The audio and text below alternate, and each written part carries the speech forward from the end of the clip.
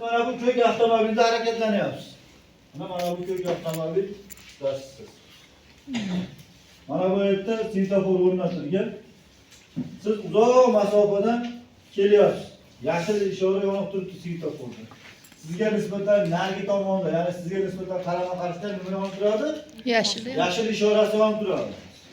Siz yashil ishora yonib turganda chorrahaga kirdingiz mana bunday qilib.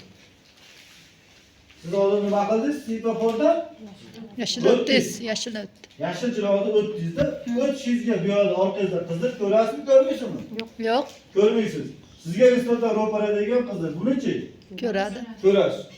Ya'ni siz o'zingizni mashinangizni minib kelyapsiz, svetofor yashil, ko'rdingiz yashilni, o'tdingiz mana svetofordan.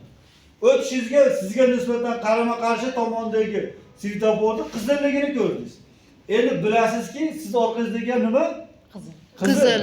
Ammo siz mana shu svetoforda yashil ishorasida, ya'ni svetoforda yashil ishorasida chorrahaga kirganligingiz sababli svetoforning keyingi ishorasidan qat'iy nazar siz harakatni davom ettirishingiz kerak bo'ladi.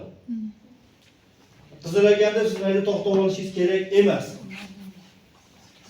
Yana boshqatdan qaytaraman. Svetoforning yashil ishorasida chorrahaga kirgan transport vositasining haydovchisi svetoforning keyingi ishorasidan qat'iy nazar u chorrahani bo'shatib qo'yish kerak.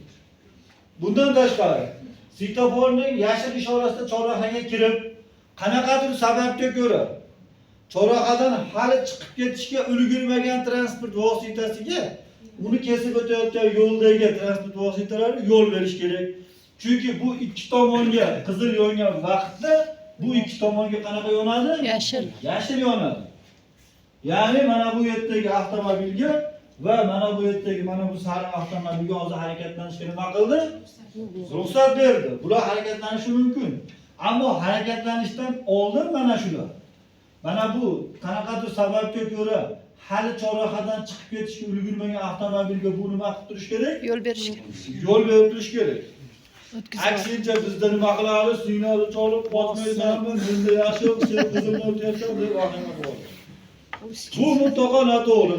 Mabodo Xudo ko'rsatmasin, avvalambor mana shu joyda, shu holatda yo'l transport hodisasi sodir etilib qolsa, mana bu joyda bizga o'xshagan yoki sizga o'xshagan yaxshi o'qigan insonga to'g'ri kelib bo'lsangiz, mana bu avtomobil haydovchisi aybdor hisoblanadi. Qoida shunaqa. Bu aytadi, men deydi, tartibga solishga yo'l patrul xodimi yoki tergov ishlari olib borganda aytadi u. Ha, men yashada yurib chorrahaga kirdim, bo'shatib qo'yishim kerakmi deydi. Nima qilaman deydi. Turmaydi-ku u yerda u. Agar turib oladigan bo'lsa, u mayga kelib qoldi. Mayda turadimi? Maydagi mashina bu yoqqa yurish kerak mana bu sari. To'sib qoldi. Uning uchun bu nima qilish kerak chorrahadan? Chiqib ketish kerak. Tushunib oladimi? Signalni cholib o'tmaysanmi, o vahima urush janjal bo'lib ketadi, yaqalash, arzimagan narsa. Rasa bo'lsa 10 sekund, 15 sekund vaqt ketadi o'zi aslida. O'zi yaxshi shopir signal cholish kerak emas, To'g'rimi? Ya. Xo'p, endi sizlarga men umumiy qilib bitta savol beraman. Oldin ham tushuntirgan bo'lsam kerak.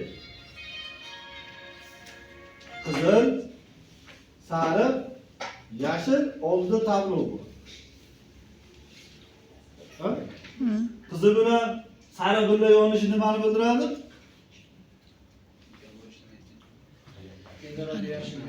Tez orada yashil yonishini bildiradi. Ya'ni siz yashil yonganda harakatlanishga nima qilishingiz mumkin? Tayyorlanish kerak.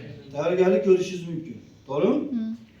Oldidagi tablochi masalan 30 dan boshlanadi. Misol uchun 30, 29 sekund. Sekund. Sekunddan beri bor, to'g'rimi?